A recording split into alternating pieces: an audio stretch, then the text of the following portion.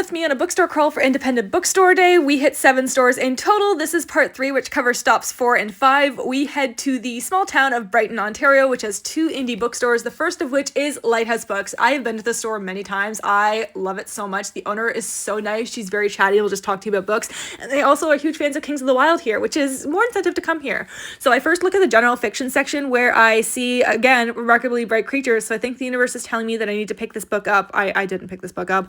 Also looked at Watermoon, which is my book club's pick for this month. Probably not going to read it this month because I don't have time. And then I head over to the fantasy section, which is right next to the YA section. 2 of my favorite things to find in bookstores. I did end up picking up here The Firekeeper's Daughter. So Harm, I picked it up. You can get off my back and stop telling me to read this book. I will get to it eventually because I have no excuse now because I own it. And more bookmarks. I love looking at bookmarks. They're so cute. And they have a little section full of little coloring books. And they had a display by the window of Indigenous art and literature, which I thought was amazing. And looked at Moon of the Turning Leaves, which is the sequel to a book I recently read, which I really liked. And then I head across the street to Red and Green Bookstore, which is the used bookstore in town. And I also love this store. It's like Barely Used Books, but on a smaller scale. So it's the floor to ceiling, wall to wall, really cluttered in the best possible way type of vibes.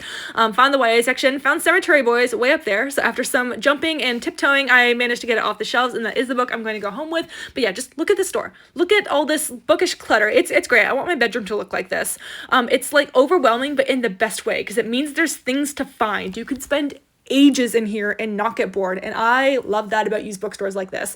After some searching, I did manage to find the sci-fi fantasy section. The sections aren't fantastically labeled, but like that's part of the fun. It's part of the hunt, part of the used bookstore hunt. And they also have a lot of really old books. Like I think at one point they had a first edition of The Hobbit from like the 1930s, which amazing. And those are the 2 books that I went home with. So I will see you for part 4.